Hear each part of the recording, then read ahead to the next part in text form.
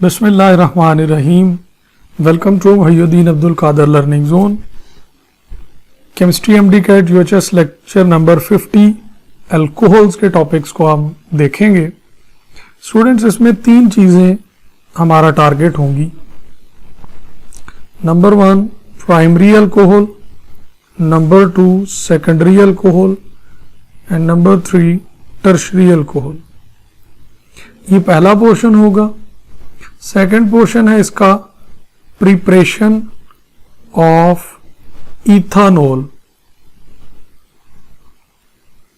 और third portion हमारा होगा इसमें reactions of alcohol, reactions of alcohols. ये तीन चीजें सिलेबस का हिस्सा हैं।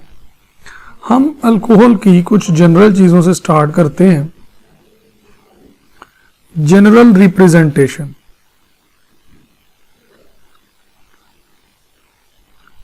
रिप्रेजेंटेशन, इसको हम ROH से रिप्रेजेंट करते हैं। इसके लिए जनरल फार्मूला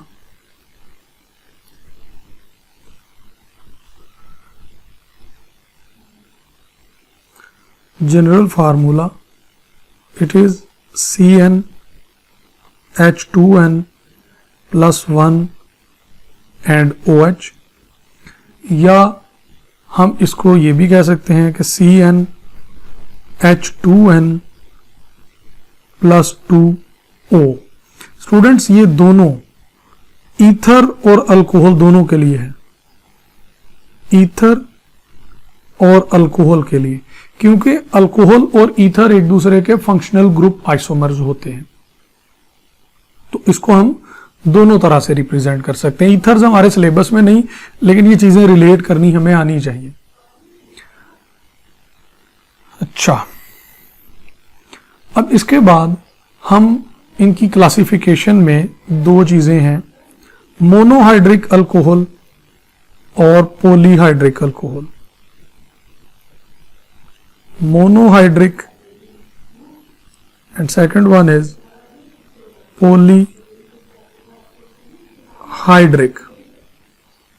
मोनोहाइड्रिक में CH3OH मीथानॉल, CH3CH2OH इथानॉल, CH3CH2CH2OH प्रोपानॉल, ये सारे मोनोहाइड्रिक हैं। मोनोहाइड्रिक का मतलब है कि सिर्फ एक OH ग्रुप होगा। पॉलीहाइड्रिक में 2 or more OH ग्रुप्स होंगे। और स्टूडेंट्स, डाईहाइड्रिक, ट्राईहाइड्रिक, ये और क्लासेस डिस्कस की जा सकती हैं, लेकिन वो सारी की सारी पॉलीहाइड्रिक में ही इंक्लूडेड है।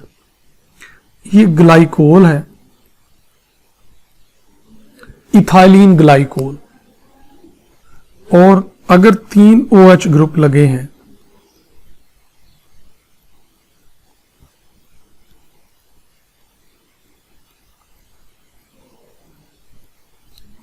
तो ये है ग्लाइसरोल, ग्लाइकोल, ग्लाइसरोल। स्टूडेंट्स, इसके अलावा भी अगर कुछ चीजों को आप आइडेंटिफाई करें, अगर मैं ग्लाइकोल और ग्लाइसरोल के नेम लिखूं तो ये होगा 1,2 ईथेन डाईओल, और इसके लिए 1,2,3 प्रोपेन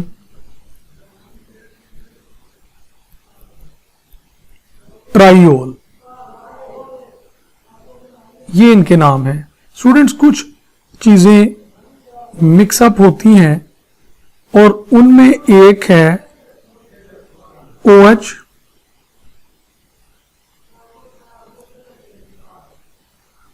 बहुत सारे स्टूडेंट्स इन चीजों को मिक्स कर देते हैं। इट इज फिनोल,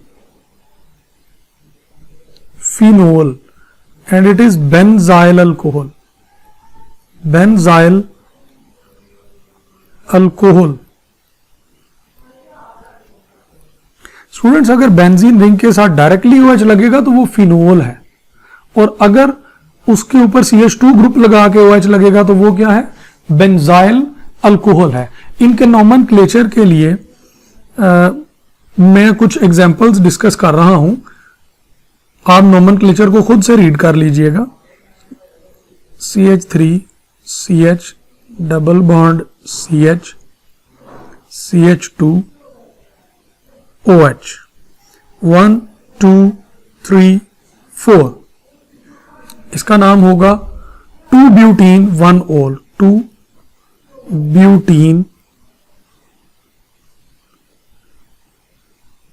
ब्यूटीन 1 ओल, यानी 2 पे डबल बॉन्ड है और 1 पे अल्कोहलिक ग्रुप है। Student some time OH group दूसरे फंक्शनल ग्रुप्स के साथ मौजूद होता है, इसका यूपैक नेम क्या होगा, 1 2 3। OH ग्रुप को अब हाइड्रोक्सी के तौर पे लिया जाएगा, 2 hydroxy propanoic acid, propanoic acid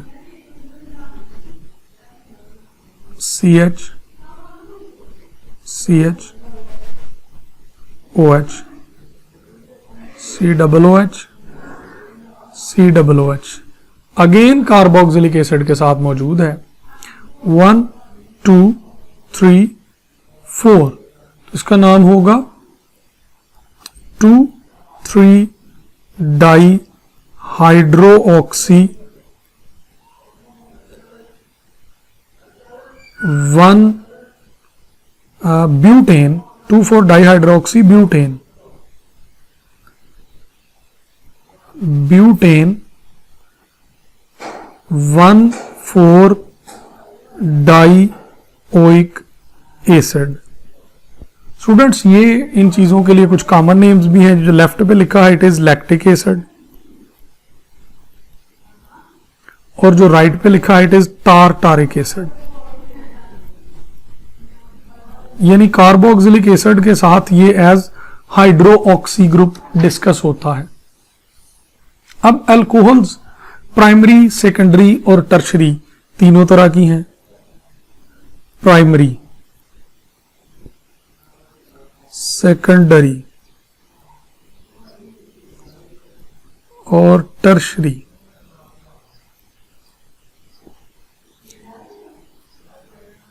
CH2OH,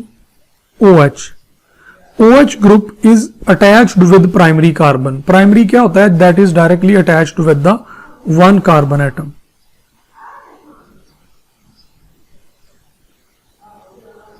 OH group is attached to the secondary carbon. Secondary वो होता है जो directly दो कार्बन से attach हो। Tertiary में OH group is attached with the carbon that is directly attached with the 3 carbons, that is tertiary carbon. Students, यहां पर मैं, अगर आपने अल्काइल हैलाइड्स का लेक्चर देखा है तो उसके नॉमेनक्लेचर में मैंने एन आइसोनियो के रिलेटेड एक टिप बताई थी। एन आइसोनियो alcohols are primary alcohols. Primary alcohols except isopropyl alcohol, isopropyl alcohol. Isopropyl alcohol के अलावा इसमें आइसो है, ये फिर भी सेकेंडरी है। उसके अलावा सारे एन आइसोनियो जिनके साथ लिखा होगा वो प्राइमरी ही होंगे। इसका स्ट्रक्चर देख लें, ये सिर्फ एक एक्सेप्शन है, ये है आइसोप्रोपाइल अल्कोहल। अब प्राइमरी, सेकेंडरी और टर्शरी अल्कोहल्स को हम डिफरेंशिएट कैसे करते हैं? ल्यूकास टेस्ट से। ल्यूकास टेस्ट का रीएजेंट क्या है? It is zinc chloride plus HCl। और जब हम इनको इसकी चेंज क्या है? चेंज ये है कि alcohol plus HCl plus ZnCl2, तो ये ऑयली लेयर बनती है, ऑयली लेयर। स्टूडेंट्स, हम one by one primary, secondary, tertiary तीनों को डिस्कस करें। CH2OH plus HCl ZnCl2, 2Cl plus H2O। Heat करने से अल्काइल हेलाइड बनता है और अल्काइल हेलाइड ही ऑयली लेयर है। ये प्राइमरी अल्कोहल थी, CH OH plus HCl ZnCl2। It take 5 to 10 minutes. Without heating, it is converted into oily layers. And halogen लग गई यहां पे, Cl plus H2O. Oily layer is formed in 5 to 10 minutes. और आखिरी बात है ROH। कोई भी टर्शरी अल्कोहल हो, उसमें HCl इमीडिएट रिएक्शंस होगा और it is converted into oily layer immediately. तो स्टूडेंट्स, ये इनकी डिफरेंस नजर आ गई। तो अगर हीट करने से प्राइमरी है, 5 to 10 मिनट्स पे सेकेंडरी है और टर्शरी खुद ब खुद हो जाता है, तो ये ऑर्डर ऑफ रिएक्टिविटी बन गया, of reactivity. Tertiary alcohols are more reactive. Students, अब इनकी फिजिकल प्रॉपर्टीज के रिलेटेड मैं आपको एक हिंट बताता हूं और वो बड़ा मजे का हिंट है। हम इसे एक क्वेश्चन से स्टार्ट करते हैं, फिर एंड पे जाके हम इसका हिंट लिखेंगे। हमारे पास ऑप्शंस हैं CH3OH मीथानोल, CH3 CH2OH beta ethanol Charlie, CH3 CH2 CH2OH propanol, CH3 CH2 CH2 CH2 CH3। ये चारों प्राइमरी अल्कोहल्स हैं स्टूडेंट्स। इसके लिए हम क्वेश्चन पूछ रहे हैं, काफी सारे क्वेश्चंस हैं। मैक्सिमम हाइड्रोजन बॉन्डिंग किसमें होगी, मैक्सिमम बॉइलिंग पॉइंट किसका होगा, मैक्सिमम वेपर प्रेशर किसका होगा, मैक्सिमम एसिड स्ट्रेंथ किसमें होगी। ये चार चीजें। पांचवी चीज, मैक्सिमम सॉल्युबिलिटी किसकी होगी। तो स्टूडेंट्स, ये 5 क्वेश्चन पूछे गए हैं यहां पे। Maximum hydrogen bonding, boiling point, vapour pressure, acid strength और सॉल्युबिलिटी। इन सब का आंसर हमें एक ही हिंट से मिल जाएगा और वो हिंट ये है, नंबर ऑफ कार्बन एटम्स या molecular mass. It is directly proportional to boiling point.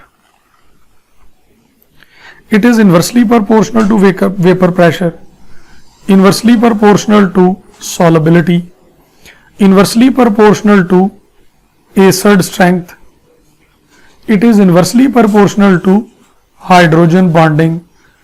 Students ये पांचों क्वेश्चन इसी से सॉल्व हो जाएंगे।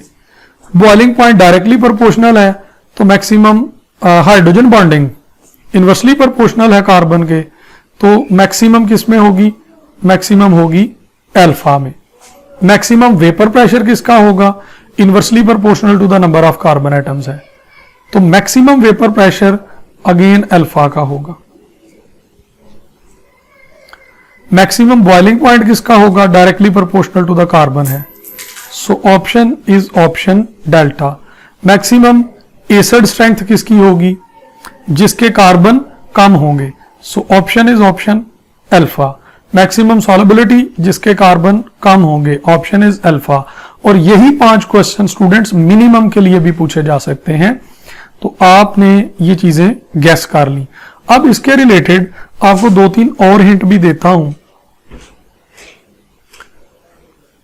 अगर ब्रांच्ड अल्कोहल और स्ट्रेट अल्कोहल हो, CH3 CH2 CH2 CH2 OH, ये भी प्राइमरी है, CH3 CH CH3 CH2 OH, ये भी प्राइमरी है।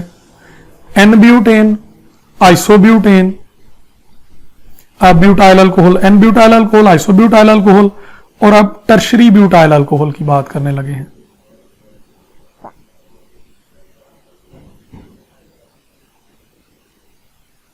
OH, तो स्टूडेंट्स याद रखें कि मैं चले इनकी वैल्यूज लिख देता हूं ताकि आपका आइडिया बहुत क्लियर हो जाए। N-ब्यूटाइल अल्कोहल 118, आइसोब्यूटाइल अल्कोहल 108 सेल्सियस, ये बॉइलिंग पॉइंट लिख रहा हूं, और tertiary butyl alcohol 80 Celsius.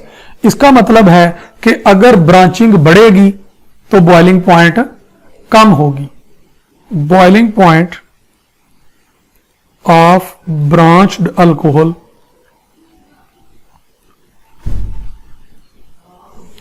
Is less than straight.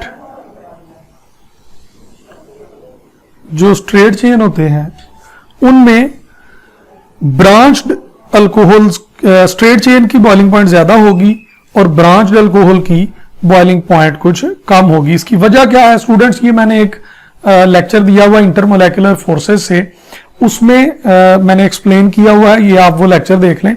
उसमें एक्सप्लेन किया हुआ है कि जब स्ट्रेट चेन होगी तो उसके इलेक्ट्रॉनिक क्लाउड ज्यादा स्कैटर्ड होगा, उससे लंडन डिस्पर्शन फोर्सेस ज्यादा होगी, तो ओवरऑल इंटरमोलेकुलर फोर्सेस ज्यादा हो जाती हैं। तो ये हमारे पास एक आइडिया नजर आ गया स्टूडेंट्स। ब्रांचिंग होगी तो बॉइलिंग पॉइंट्स कम होंगे। और solubility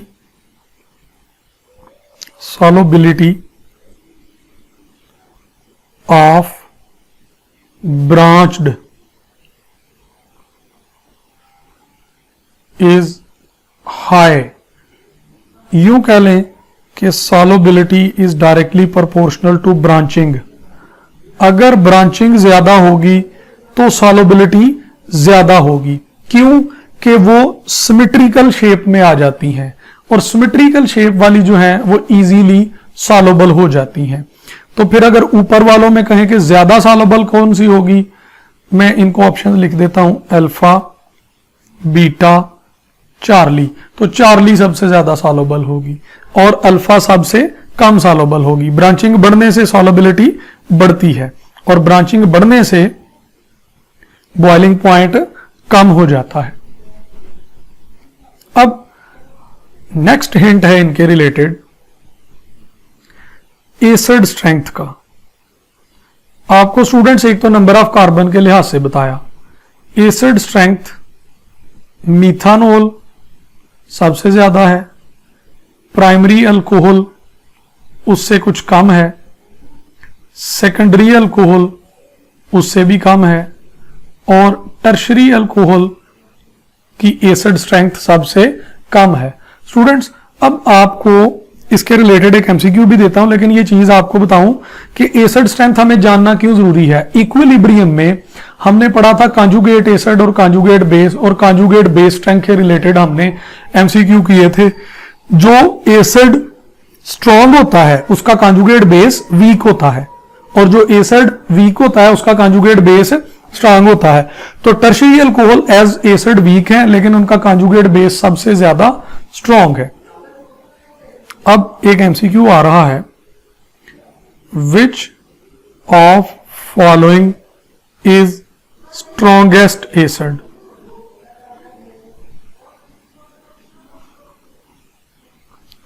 alpha is CH3OH, beta CH3CH2OH, charlie H2O, and delta option is CH3CH2CH2OH। Students, methanol, ethanol, propanol और वाटर, पहले तो ये फैसला कर लें कि स्ट्रॉन्गर एसिड कौन है, वाटर या alcohol. All alcohols are weak acid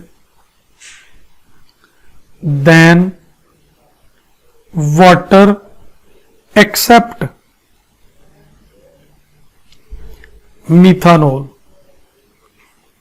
methanol water से स्ट्रॉन्ग एसिड है, बाकी कोई भी अल्कोहल हो, प्राइमरी सेकेंडरी टर्शरी हो, वो वाटर से वीक एसिड है। So best option is option alpha. Generally students आप यही समझते हैं कि जो अल्कोहल्स हैं वो वाटर से वीक एसिड है, but methanol is abnormality. Methanol alcohols में से वाहद है जो वाटर से भी स्ट्रॉन्गर एसिड है। और हाइड्रोजन बॉन्डिंग के रिलेटेड मैं अब आपको बता दूं, हाइड्रोजन बॉन्डिंग। स्टूडेंट्स, मैं इनको एमसीक्यूज में कन्वर्ट इसलिए नहीं कर रहा कि टाइम बचा रहा हूं, आपको वन लाइनर हिंट दे रहा हूं, जहां मर्जी अप्लाई कर दें। हाइड्रोजन बॉन्डिंग प्राइमरी अल्कोहल की ज्यादा होती है, सेकेंडरी की कम होती है, और टर्शरी की सबसे कम होती है। स्टूडेंट्स, प्राइमरी, सेकेंडरी और टर्शरी, इसमें ऐसा होता क्यों है, इस बहस में नहीं पढ़ें, सिर्फ एक हिंट ले लें कि जो प्राइमरी होते हैं वो पहले कार्बन पे लगे होते हैं, सेकेंडरी कार्बन पे लगे होंगे तो ब्रांचिंग कैसा लगेगा, जैसे ब्रांचिंग आई है, और टर्शरी में और भी ज्यादा ब्रांचिंग आपको नजर आएगी। तो जब ब्रांचिंग बढ़ती है तो एक की दूसरे तक अप्रोच जो है वो उतनी अच्छी नहीं रहती, तो फिर हाइड्रोजन बॉन्डिंग इंटरेक्शन बनाने का चांस निस्बतन कम हो जाता है। अब हम प्रिपरेशन ऑफ इथानॉल पे आ रहे हैं। Preparation of ethanol,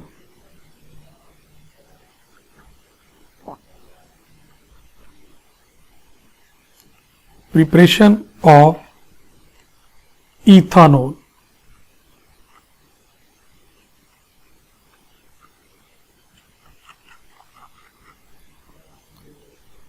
students, ethanol के लिए डिफरेंट मेथड्स हैं। एक मेथड है हाइड्रेशन ऑफ अल्कीन। अल्कीन में वाटर ऐड कर दें in presence of sulphuric acid and heat, इसको बॉयल करें। ये रिएक्शन स्टूडेंट्स हमने रिएक्शंस ऑफ अल्कीन में भी पढ़ा है, उसमें ज्यादा डिटेल है, मैं यहां पर सिर्फ इथानॉल के लिए बना रहा हूं। ये हो गया। और जो दूसरा मेथड है, इसको डिटेल से डिस्कस करना है, दैट इज फर्मेंटेशन।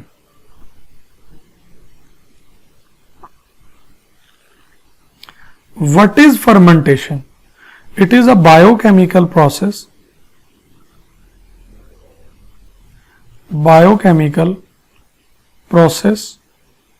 जिसमें एंजाइम इन्वॉल्व होंगे। एंजाइम कहां से आएंगे? माइक्रोब्स से, और जो माइक्रोब्स डिस्कस करना है वो है यीस्ट वगैरह। Biochemical process that involve microbes that secrete enzyme, वो फर्मेंटेशन रिएक्शन है। फर्मेंटेशन रिएक्शन की कंडीशन क्या है? कंडीशंस, स्टूडेंट्स इसके लिए 4-5 मेन कंडीशंस हैं। Number 1, temperature, it should be range from 25 to 35 Celsius. इसके कम या ज्यादा होने से एंजाइम डीनेचर हो जाते हैं। प्रॉपर एरेशन, उसको एक्सेस ऑफ एयर नहीं मिलनी चाहिए। फर्मेंटेशन एनारोबिक रेस्पिरेशन में आती है। Proper dilution,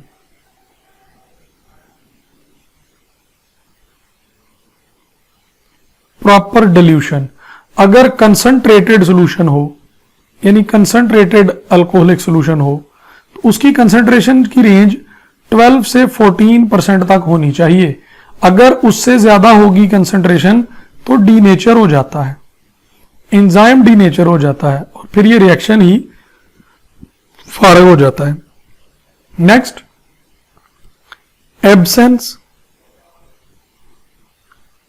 of preservative. Preservative कोई ना हो वरना माइक्रोब्स ग्रो नहीं कर सकते। और presence of microbes, presence of microbes, ये स्टूडेंट्स इसके लिए कंडीशंस हैं। अब इसको दो चीजों से डिस्कस किया जाता है, from molasses and from starch. From molasses, what is molasses?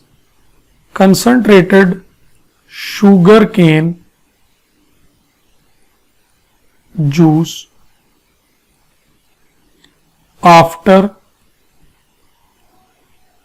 crystallization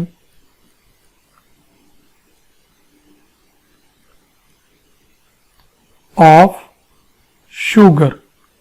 sugar crystal बनाने के बाद जो रेजिड्यू बचता है ना वो कहलाता है मोलासेस। और स्टूडेंट्स मोलासेस में C12H22O11 ये सुक्रोज का फार्मूला है,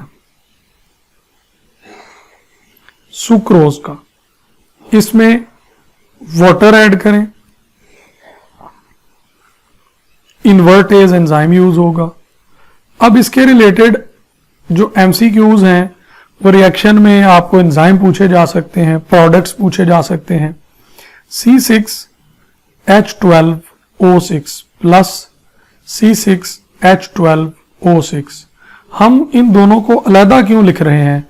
क्योंकि एक ग्लूकोज है और दूसरा फ्रुक्टोज है। सुक्रोज जो है वो ग्लूकोज और फ्रुक्टोज से मिलकर बनती है। और नेक्स्ट जो रिएक्शन होगा स्टूडेंट्स वो ग्लूकोज का होगा, फ्रुक्टोज का वो रिएक्शन नहीं होता। Glucose is treated with zymes। zymes कहां से आएगी? ईस्ट से, और ये बना देगा 2 मोल इथानॉल C2H5OH प्लस 2 CO2। तो ये हमारे पास प्रोडक्ट क्या बन गई? इथानॉल। ये हमारा टारगेट था। नेक्स्ट हम बनाएंगे इसको फ्रॉम स्टार्च।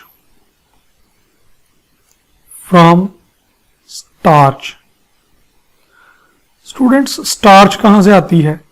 ग्रेन्स से। इसलिए इथानॉल को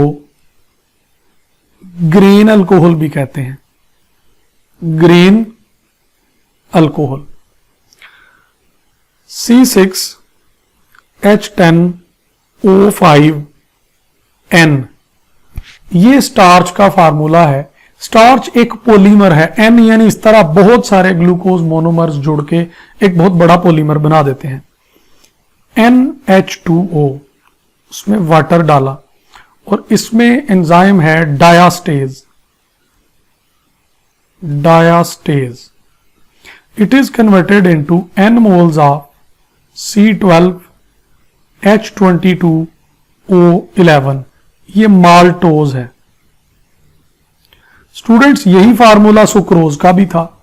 माल्टोज 2 ग्लूकोज से जुड़ के बनता है और सुक्रोज ग्लूकोज और फ्रुक्टोज से जुड़ के बनता है, तो माल्टोज और सुक्रोज दोनों एक दूसरे के आइसोमर हो गए। C12 H22 O11 and water and enzyme is maltase and it is converted into 2 moles of glucose। और ग्लूकोज से आपने ऊपर वाले रिएक्शन में जाइमेज डाल के प्रोडक्ट बनाना सीखा है। यहां पर 2-4 बातें और इंपॉर्टेंट हैं। 12 to 14% प्रोडक्ट बनती है इसमें। अगर कंसंट्रेशन ऑफ अल्कोहल इंक्रीज करे तो एंजाइम डीनेचर हो जाते हैं, तो इसलिए इसकी परसेंटेज प्रोडक्ट 12% से 14 से बढ़ ही नहीं सकती। स्टूडेंट्स, एक टर्म इस्तेमाल होती है डिस्टिलेशन। अगर आप डिस्टिलेशन करें 12 to 14% अल्कोहल की, तो वो 95% तक प्योर अल्कोहल बनाई जा सकती है। उसे आप बोलते हो rectified spirit. Rectified spirit.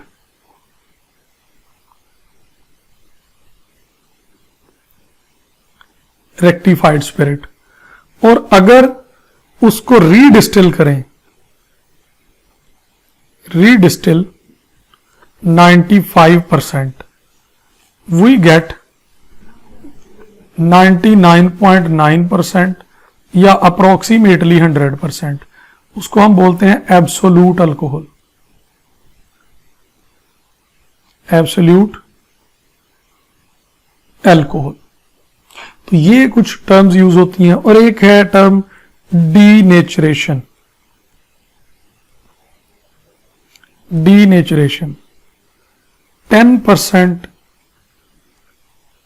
methanol is added to ethanol to avoid drinking। Student, जो कमर्शियल लेवल पर मार्केट में मिलती है वो डीनेचर्ड अल्कोहल होती है, 10% होती है। और मिथानॉल जो है वो नर्वस क्रैकडाउन करवा देती है। कभी कभी हमने न्यूज में इस तरह की खबरें सुनते हैं कि जहरीली शराब पीने से हलाकतें हो गई, तो असल में वो डीनेचर्ड अल्कोहल होती है, इसमें 10% मिथानॉल होती है। तो टू अवॉइड ड्रिंकिंग या मिस यूज ऑफ अल्कोहल का लेबोरेटरी में मिस यूज रोकने के लिए जानबूझकर उसे डीनेचर कर दिया जाता है। एक एमसीक्यू है डीनेचर के related. Which of following is not used for denaturation? Denaturation कौन यूज नहीं होता? Option is methanol, beta pyridine, Charlie, acetone, delta lactic acid.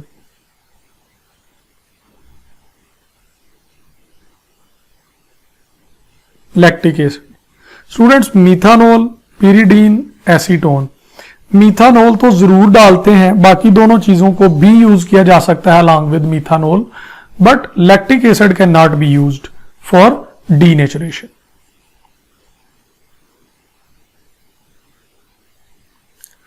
Next topic is reactions of alcohol. तो रिएक्शंस ऑफ अल्कोहल के लिए पहले एक tree diagram discuss करते हैं। ROH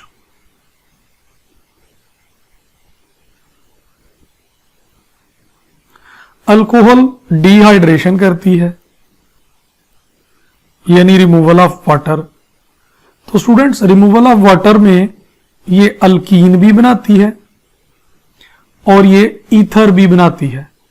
180 पे अल्कीन और 140 पे या उससे कम पे ईथर बनाती है। नंबर 2, अल्कोहल ऑक्सीडेशन भी करती है। ऑक्सीडेशन, अगर प्राइमरी की ऑक्सीडेशन होगी तो अल्डिहाइड बनेगा, अगर सेकेंडरी अल्कोहल की ऑक्सीडेशन होगी तो कीटोन बनेगा। स्टूडेंट, टर्शरी अल्कोहल की ऑक्सीडेशन नहीं होती। अल्कोहल रिडक्शन भी करती है और रिडक्शन में अल्केन बन जाता है। अल्कोहल से अल्केन बनाना डायरेक्ट रिएक्शन हमारी बुक में कोई भी नहीं लिखा, हम इस पर डिस्कस नहीं करेंगे, लेकिन ये आपको एक आइडिया दिया है। ये सब्स्टिट्यूशन भी करती है। अगर ये न्यूक्लियोफिलिक सब्स्टिट्यूशन करे तो ये अल्काइल हैलाइड और अमोनिया से रिएक्शन करके एमाइन बनाती है। ये न्यूक्लियोफिलिक सब्स्टिट्यूशन में होता है।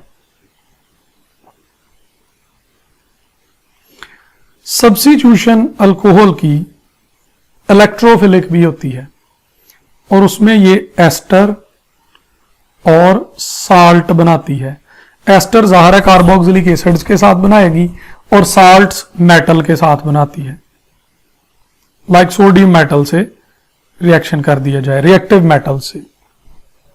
स्टूडेंट्स, अब वन बाय वन इनको हम डिटेल से डिस्कस करने की कोशिश करते हैं। अल्कोहल अगर कार्बन ऑक्सीजन बॉन्ड ब्रेक करे तो फिर वो होगी न्यूक्लियोफिलिक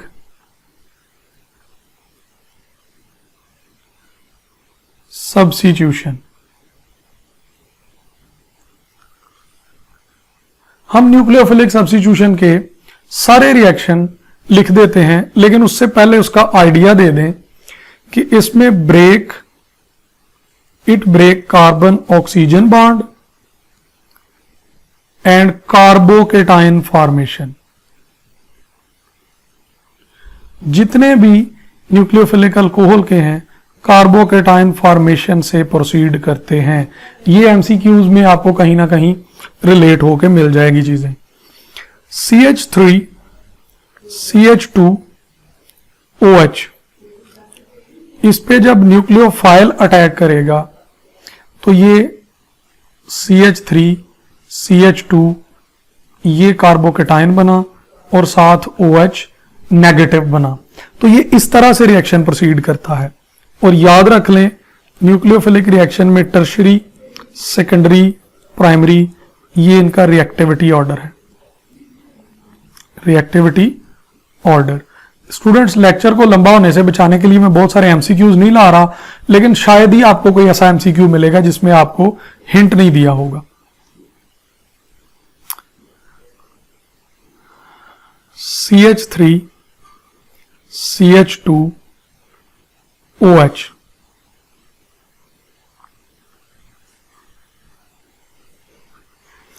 इसमें PCl3 डालें तो 3 मोल से बैलेंस होता है।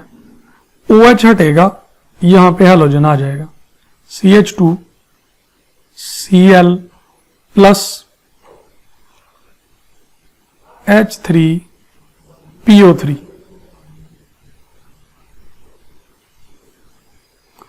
अगर आप इसमें PCl5 डालें स्टूडेंट्स, फिर ये 1 मोल से भी बैलेंस हो जाती है। तो ये बना CH3 CH2 Cl HCl POCl3।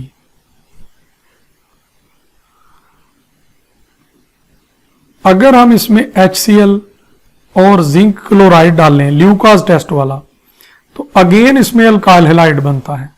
Students, alkyl halide की प्रिपरेशन में भी यही टॉपिक आते हैं, लेकिन वो प्रिपरेशन वहां पर सिलेबस में मेंशन्ड नहीं है। लेकिन आप देख लें, इनडायरेक्टली यहां पर वो सारे रिएक्शन आ गए हैं। अगर हम इसमें SOCl2 डालें तब भी अल्काइल हैलाइड प्रोडक्ट बनती है।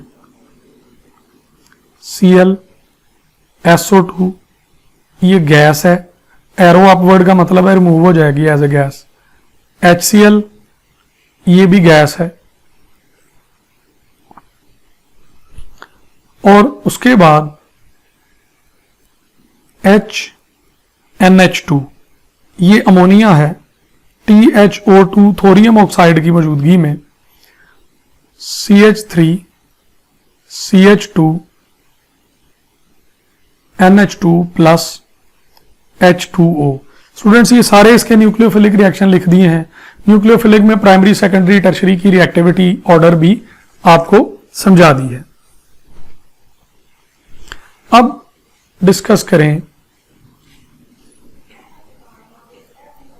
reactions in which oxygen hydrogen bond break।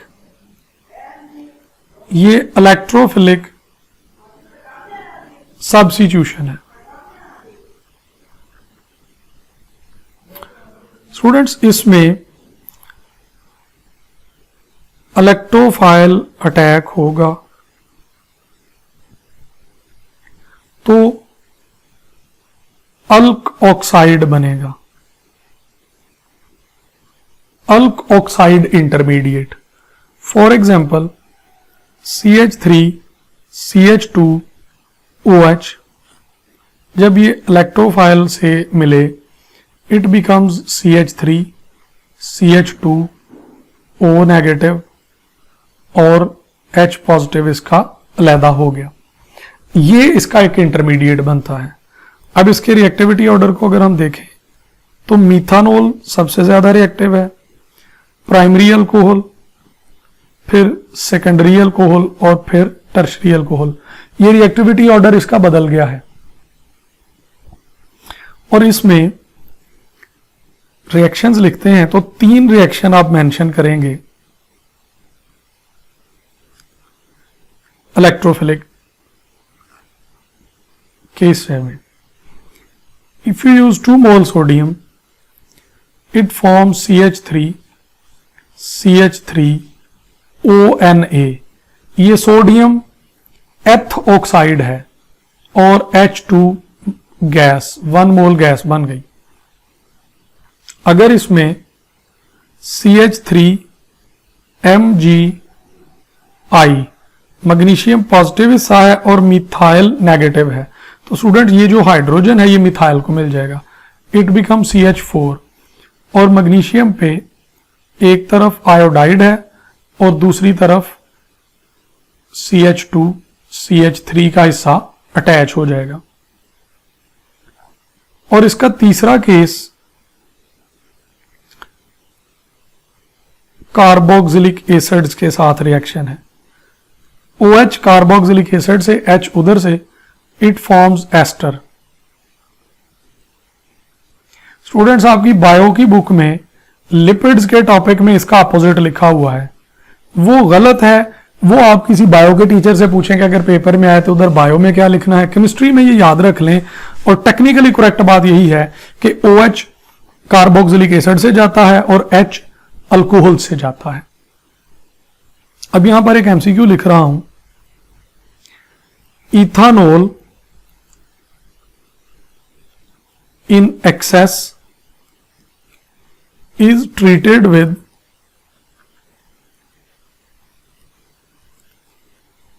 23 gram sodium. It form hydrogen gas कितने मोल बनाएगी? 4 मोल बीटा, 2 मोल चार्ली, 1 मोल डेल्टा, 0.5 मोल। स्टूडेंट्स आप ऊपर देखें, अगर आपके पास 2 मोल सोडियम और 2 मोल अल्कोहल हो तो 1 मोल हाइड्रोजन बनती है। 2 मोल सोडियम कितना होता है? 46 ग्राम। तो 1 मोल सोडियम कितना होगा? 23 ग्राम। तो अगर 46 ग्राम सोडियम से 1 मोल हाइड्रोजन बनती है तो 23 ग्राम सोडियम से कितनी बनेगी? 0.5 मोल हाइड्रोजन। इसके बाद डिहाइड्रेशन रिएक्शंस आएंगे। CH3 CH2 OH।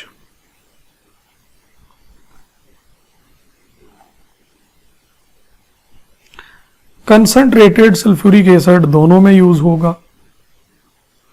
अगर टेम्परेचर 180 है तो ये CH2 double bond CH2 plus water और ये E2 रिएक्शन होगा, बायोमोलिकुलर एलिमिनेशन। और अगर इसका टेम्परेचर 140 हो तो स्टूडेंट्स फिर आप इस बात को समझें, इसकी प्रोडक्ट ईथर होगी। ईथर कैसे होगी ये मैं आपके सामने बना देता हूं। एक से OH और दूसरे से H आएगा तो it forms di ethyl ether plus water. Student water दोनों में बना इसलिए डिहाइड्रेशन कहा। ये कौन सा रिएक्शन है? ये कंडेंसेशन है। इसमें एक अल्कोहल का इलेक्ट्रोफिलिक है और दूसरे का न्यूक्लियोफिलिक है। तो जब इस तरह का केस आए कि एक ही मॉलिक्यूल में एक चीज इलेक्ट्रोफिलिक हो और दूसरी चीज यानी दोनों अल्कोहल थी, तो वो रिएक्शन कौन सा है? कंडेंसेशन रिएक्शन है। अब एक एमसीक्यू है, dehydration is most difficult for alpha option is tertiary butyl alcohol,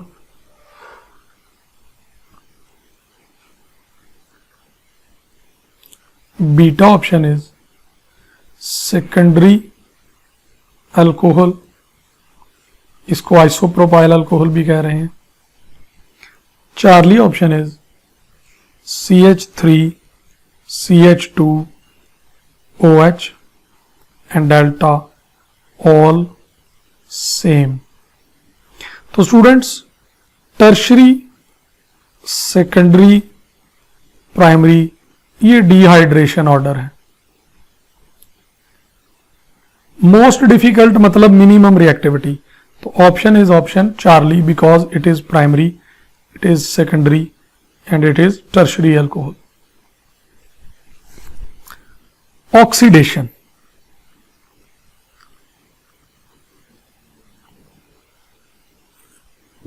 oxidation of alcohol, CH3 CH2 OH ये प्राइमरी अल्कोहल है। इसमें K2 Cr2 O7 और H2SO4 यूज होगा। इसमें 2 मोल नेसेंट ऑक्सीजन यूज होगी स्टूडेंट्स, बल्कि 1 मोल यूज होगी, 2 भी नहीं होगी। ये जो 2 हाइड्रोजन लगे हुए हैं ये ऑक्सीजन को मिलेंगे तो वाटर, और जो ऑक्सीजन है उसके साथ डबल बॉन्ड और हाइड्रोजन को शिफ्ट कर लिया जाएगा।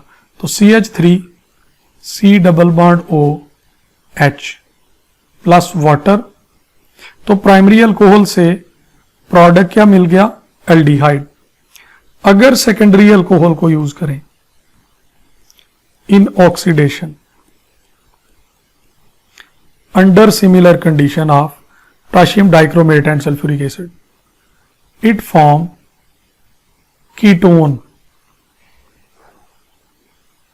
Plus H2O, ketone. और टर्शरी अल्कोहल ऑक्सीडाइज ही नहीं होती। अब इनको एमसीक्यूज में भी कन्वर्ट किया जा सकता है। फार्मूला लिख के पूछा जाए कौन अल्डिहाइड बनाती है, ऑप्शंस में कौन कीटोन बनाती है, कौन अल्कीन बनाती है, कौन ऑक्सीडाइज होते हैं, कौन ऑक्सीडाइज नहीं होते। स्टूडेंट्स अगर इसमें आप K2 Cr2 O7 और सल्फ्यूरिक एसिड डालें तो ऑक्सीडाइजिंग कंडीशन के होते हुए भी ये ऑक्सीडाइज नहीं होती, ये अल्कीन प्रोडक्ट दे देती है। ये एलिमिनेशन कर जाती है। H2O ये E1 हो गया, यूनिमॉलिक्यूलर। कैसे पता चला? क्योंकि टर्शरी अल्कोहल है, सबस्ट्रेट टर्शरी है। Do not oxidise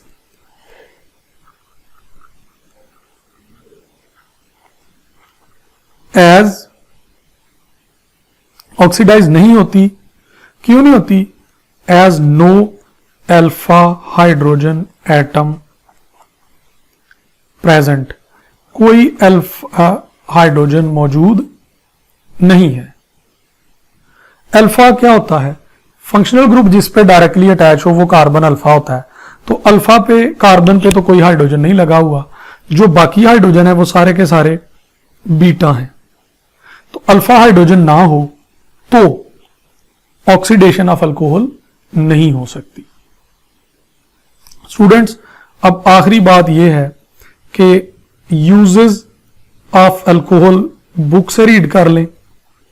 I hope so कि आपको ये लेक्चर बड़ा हेल्पफुल लगा होगा। स्टूडेंट्स, इसमें आयोडोफॉर्म को मैं जानबूझ के डिस्कस नहीं कर रहा, उसको मैं एल्डिहाइड और कीटोन में बड़ी डिटेल से डिस्कस कर दूंगा, क्योंकि मुझे वहां जाकर रिपीट करना पड़ेगा। मैं एल्डिहाइड और कीटोन के साथ आयोडोफॉर्म को बड़ी डिटेल से डिस्कस कर दूंगा। यहां पे सिर्फ एक रिएक्शन है कि आयोडोफॉर्म मीथानोल का नहीं होता, इथानोल का होता है। क्यों होता है उसके रिलेटेड एमसीक्यूज भी मैं वहीं पे एल्डिहाइड में करवा दूंगा, दो जगह पे एक टॉपिक नहीं पढ़ाऊंगा मैं। आई होप सो कि ये लेक्चर आपको हेल्पफुल लगा होगा। अगर ये लेक्चर आपको हेल्पफुल लगा तो आप हमारे चैनल को सब्सक्राइब करें, हमारे इन लेक्चर्स को अपने सोशल मीडिया अकाउंट्स के जरिए शेयर करें, ताकि ये ज्यादा से ज्यादा लोगों तक पहुंचे और ज्यादा से ज्यादा लोग इससे इस्तेफादा कर सकें। Wait for next lecture. Till then, अल्लाह हाफिज, अस्सलाम वालेकुम।